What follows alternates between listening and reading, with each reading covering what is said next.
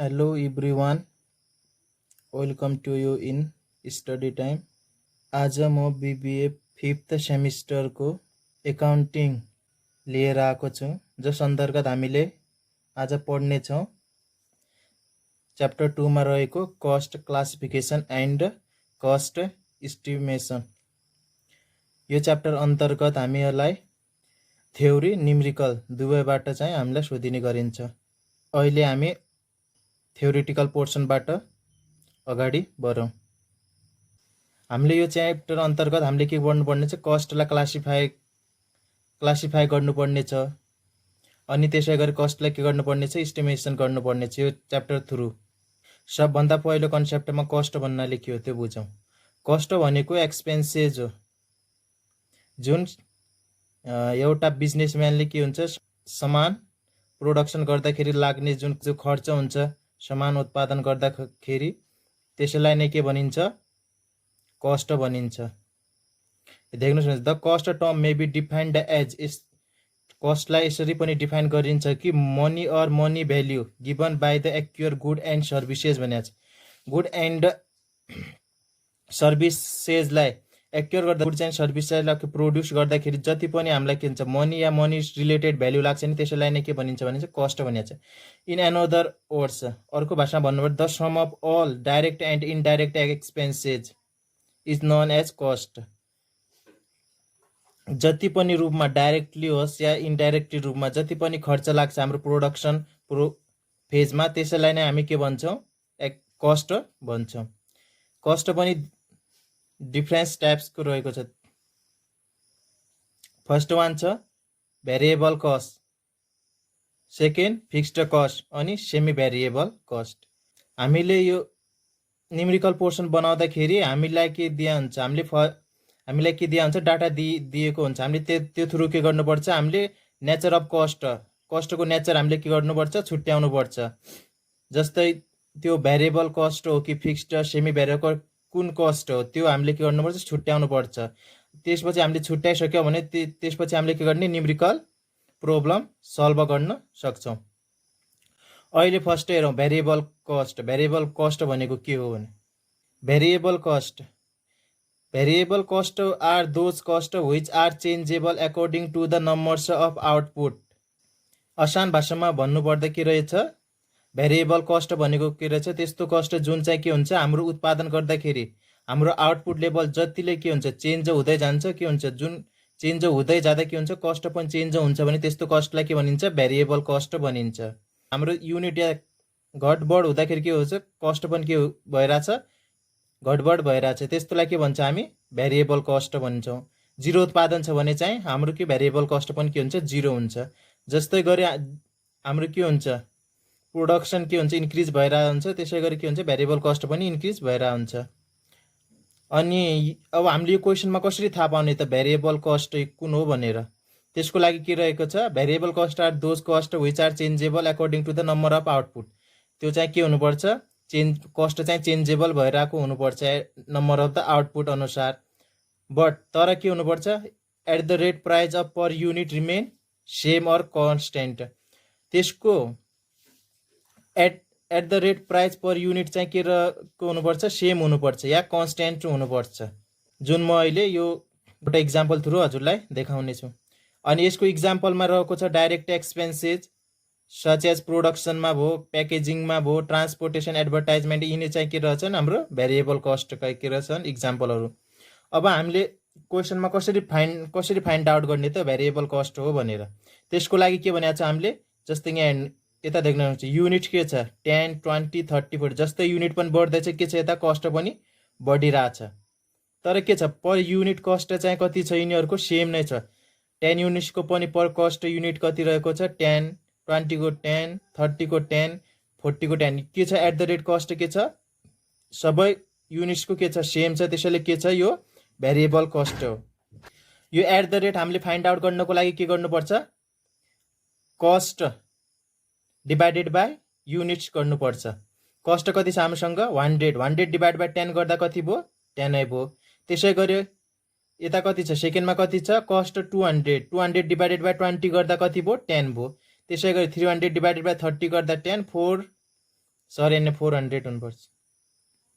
400 divided by 40 गर्दा कति भयो 110 भयो। यसै गरी के छ सबै युनिट्सको के छ एट द रेट के छ सेम छ। एट द रेट हामीले के फाइन्ड आउट गरिसक्यौँ सबैको सेम भएपछि के हुनुपर्छ यस्तो कस्ट चाहिँ के रहेछ भेरिएबल कस्ट।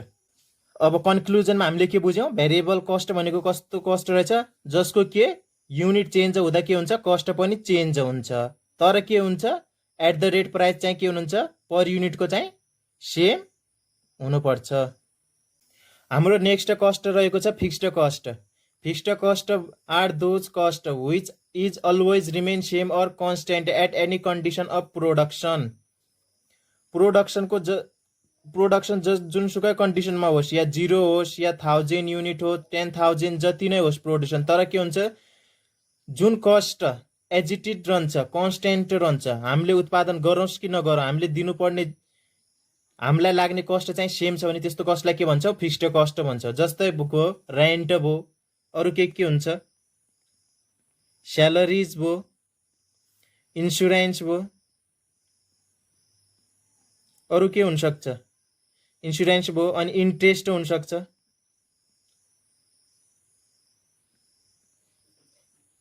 यिनीहरू चाहिँ के भयो हाम्रो फिक्स्ड कस्टको इक्जाम्पलहरू भयो।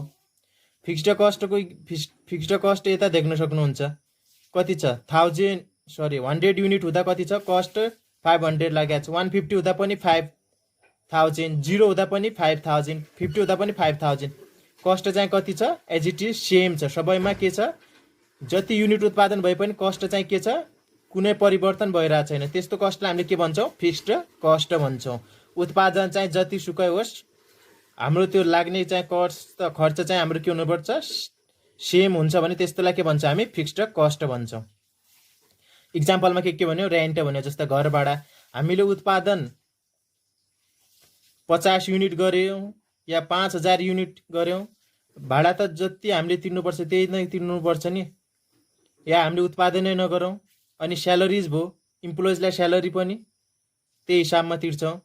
इन्सुरेन्स भयो इन्ट्रेस्ट भयो हामीले लोन लिएछ भने इन्ट्रेस्ट हामीले बढी उत्पादन गऱ्यौँ भने हामीले इन्ट्रेस्ट बढी तिर्नुपर्छ पर्दैन नि त्यो के हुनुपर्छ एट कन्स्टेन्ट हुन्छ त्यसलाई के भन्छ फिक्स्ड कस्ट भयो। अनि त्यसै गरी अब हाम्रो के छ लास्टमा के आयो सेमी भेरिएबल कस्ट। यो चाहिँ के हो हाम्रो लागि नयाँ हुनसक्छ योभन्दा अगाडि नसुन्या पनि हुन सक्नुहुन्छ। Semi variable cost or also mixed cost यसलाई के भनिन्छ मिक्स्ड कस्ट भनिन्छ। मिक्स्ड कस्ट किन भनिन्छ भन्दाखेरि यो सेमी भेरिएबल भित्र के हुनसक्छ कस्ट फिक्स्ड पनि हुनसक्छ अनि त्यसैमा के भेरिएबल कस्ट हुनसक्छ। के सेमी भेरिएबल कस्ट भनेर चाहिँ के रहेछ कम्बो अफ बोथ कस्ट रहेछ के फिक्स्ड अनि भेरिएबलको। अनि देख्न सक्नुहुन्छ यो के भनिन्छ यसलाई मिक्स्ड कस्ट पनि भनिन्छ किनकि because it has feature of both cost. यसलाई के हुनेछ दुईटै कस्टको के हुने रहेछ यसमा फिचर हुने रहेछ कुन cost fixed and variable. So त्यसैले के variable cost are those cost which show the feature of both fixed and variable cost. त्यसैले सेमी भेरिएबल कस्ट भन्ने चाहिँ कस्ता कस्ट रहेछन् जोसँग दुईटैको फिचर हुन्छ फिक्स्डको अनि भेरिएबलको। जस्तै इक्जाम्पलहरूमा इलेक्ट्रिसिटी बिल भयो ड्रिङ्किङ वाटर बिल भयो टेलिफोन बिल भयो इटिसी यिनी चाहिँ के रहेछन् सेमी भेरिएबलको इक्जाम्पल रहेछन्। जस्तै हामी टेलिफोनको म्याक्सिमम तपाईहरूले टेलिफोनको बिल तिर्नु भएको होला जसमा के हुन्छ 20 युनिट सम्म के हुन्छ फिक्स्ड प्राइस हुन्छ। 20 युनिट आओस् कि नआओस् हामीले कति 80 हो या 80 हो कि कति 90 रुपिस के गर्नुपर्छ हामीले पे गर्नै पर्छ। त्योभन्दा एबभ कति 21 to 50 युनिटसम्म कति छ पर युनिटको कति छ मानव 12 रुपिस छ भनौँ त्यो के भयो फर्स्ट के छ फिक्स्ड छ त्यसपछि के छ 20 युनिट भन्दा एबभ के छ भेरिएबल छ त्यो चाहिँ कस्तो भयो सेमी भेरिएबल कस्ट भन्छ त्यस्तोलाई। जस्तै यता इक्जाम्पलमा देख्न सक्नुहुन्छ 220 युनिट्स छ कस्ट कति छ 180 युनिट 250 युनिट छ 440 युनिट 440 कस्ट छ 100 छ 1240 के छ कस्ट छ। यसमा के छ युनिट्सहरू के छन् बढिरहेछन् तर के छ कस्ट पनि बढिरहेछ।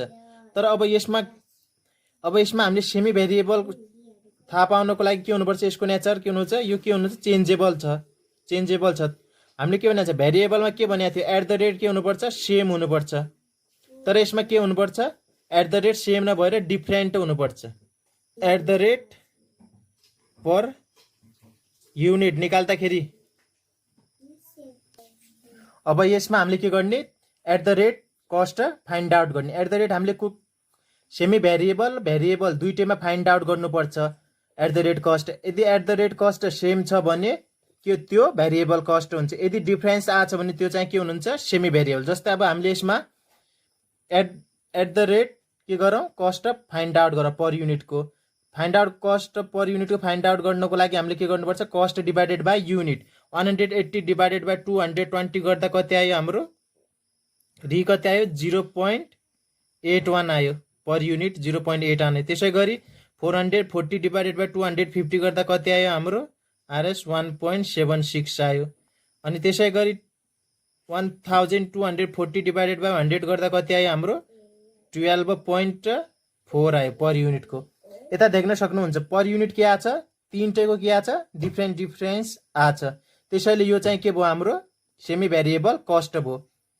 अब हामीलाई क्वेसनमा चाहिँ के सोध्छ कि सेग्रिगेसन सोध्छ, जुन चाहिँ हामीले के को गर्नुपर्छ सेमी भेरिएबल कस्टको गर्नुपर्छ। हामीलाई के दिया हुन्छ यसरी सेमी भेरिएबल कस्ट दिएको हुन्छ, त्यो थ्रु हामीले के गर्नुपर्छ त्यसलाई सेपरेट गर्नुपर्छ। भन्नुको मतलब त्यो थ्रु हामीले के भेरिएबल कस्ट कति छ त्यसमा अनि फिक्स्ड कस्ट कति छ त्यो हामीले फाइन्ड आउट गर्नुपर्छ। हामीले सेमी भेरिएबलको मात्र के गर्नुपर्छ सेग्रिगेसन गर्नुपर्छ, किनकि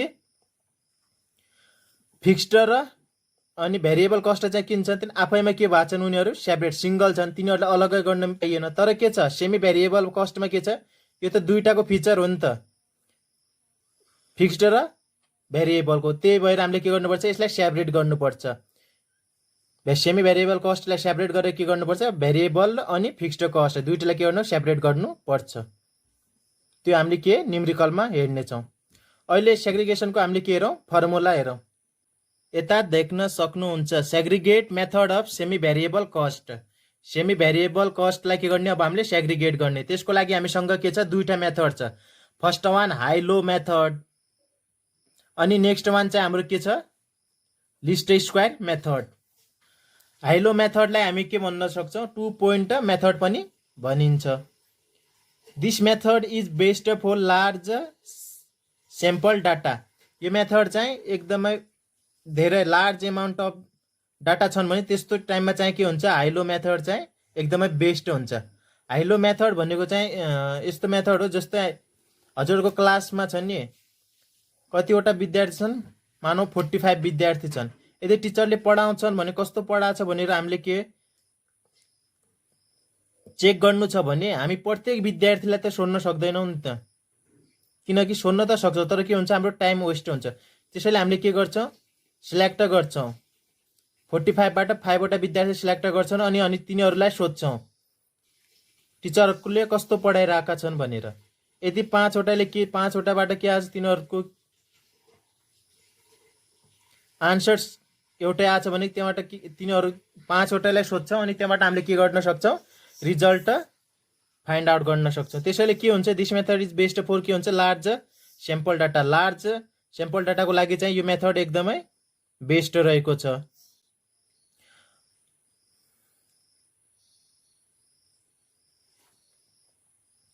भेरिएबल कस्ट पर युनिट। अब यो हाई लो मेथडबाट भेरिएबल कस्ट पर युनिट निकाल्नको लागि हामीले के भेरिएबल कस्ट निकाल्नको लागि के रहेको छ फर्मुला हाम्रो हाई कस्ट के गर्ने हाई कस्ट गर्ने। High cost minus low cost, high कस्टबाट लो कस्ट घटाउने अनि divided by high unit minus low unit. हामी यसलाई के पनि भन्न सक्छौँ difference in cost divided by difference in unit भन्न सक्छौँ। अनि त्यसै गरी हामीले फिक्स्ड कस्ट निकाल्नको लागि के गर्ने टोटल कस्ट एउटा पर्टिकुलर ट्रान्जेक्सनको कस्ट लिने माइनस के गर्ने यो भेरिएबल कस्ट पर युनिट हामीले फाइन्ड आउट गरेपछि त्यो भेरिएबल कस्ट पर युनिट यहाँ राख्ने इन्टु त्यसैको आउटपुटले के गर्ने मल्टिप्लाई गर्ने। त्यो थ्रु हामीले के गर्न सक्छौँ फिक्स्ड कस्ट फाइन्ड आउट गर्न सक्छौँ। अनि यसको त्यो टोटल कस्ट निकाल्नको लागि हामीले के छ fixed cost plus variable cost गरिदिने। यहाँबाट हाम्रो के आउँछ टोटल कस्ट। त्यसै गरी अब least square method this method gives accurate result and best for small sample data. यो मेथड चाहिँ कस्तो मेथड रहेको छ कि जो हामीले जस्तै मैले भनेको थिएँ नि 45 विद्यार्थीबाट हामीले इन्डिभिजुअललाई त सोध्न सक्दैनौँ। यदि हामीले इन्डिभिजुअललाई सोध्न सक्छौँ भने त्यो थ्रु हामीले के गर्न सक्छौँ, एक्युरेट डाटा हामीले के पाउन सक्छौँ। यदि हामीले इन्डिभिजुअललाई प्रत्येक विद्यार्थीलाई सोधेर हामीले के गर्न सक्छौँ, सोधेर डाटा कलेक्ट गऱ्यौँ भने त्यो मेथडलाई के लिस्ट स्क्वायर भनिन्छ। यदि कुनै पर्टिकुलर ग्रुपबाट ऱ्यान्डमली कुनै 3-4 लाई सिलेक्ट गरेर हामी त्यो थ्रु के डाटा लियौँ भने त्यसलाई के भनिन्छ, हाइलो भनिन्छ। प्रत्येकलाई सोध्यौँ भने त्यसलाई के हुन्छ, लिस्ट स्क्वायर मेथड भनिन्छ। अनि यो मेथड चाहिँ के छ, एकदमै एक्युरेट रिजल्ट दिन्छ। अनि यो चाहिँ के हुन्छ, बेस्ट फर स्मल स्याम्पल डाटाको लागि मात्र के हुनुहुन्छ, यो उपयोगमा लिन सकिन्छ। अनि यो थ्रु हामीले भेरिएबल कस्ट निकाल्नको लागि के रहेको छ, variable cost per unit b, यसलाई के बीले डिनोट गरिन्छ। हामीले यो चाहिँ हामीले 4th सेमिस्टरको डेममा युज गरेका थियौँ लिनियर इक्वेसनमा ए र बी को भ्यालु फाइन्ड आउट गर्नको लागि। अनि त्यसमा हामीले यो फर्मुला युज गरेका थियौँ, त्यही भएर यो फर्मुला लर्न गर्न त्यति हार्ड चाहिँ छैन। एन भन्या नम्बर अफ आइटम भइलो, अनि summation of x y minus summation of x into summation of y whole divided by n into summation of x square minus summation of x को whole square. यहाँ x भन्या चाहिँ के हुन्छ, output, Y भन्या चाहिँ कस्ट रहेछ। त्यसै गरी फिक्स्ड कस्ट निकाल्नको लागि के गर्ने, summation of y minus b summation of x whole divided by n गर्ने। अनि टोटल कस्ट यसमा के रहेछ, वाई कस्ट के रहेछ, ए प्लस बी एक्स। यो थ्रु हामीले के टोटल कस्ट पाउन सक्छौँ। ए को ठाउँमा ए को भ्यालु राखिदिने, बी को ठाउँमा बी को भ्यालु राखिदिने। एक्स चाहिँ हाम्रो के हो, युनिट्स हो। अब कति युनिट्स भनेको छ त्यो युनिट्स यसमा राखेर हामीले के त्यो थ्रु के भनेको छ, टोटल कस्ट फाइन्ड आउट गर्न सक्छौँ। Thank you, that's all for today. यदि भिडियो इन्फर्मेटिभ लागेमा प्लिज लाइक, कमेन्ट एन्ड च्यानललाई सब्सक्राइब गरिदिनु होला। Thank you.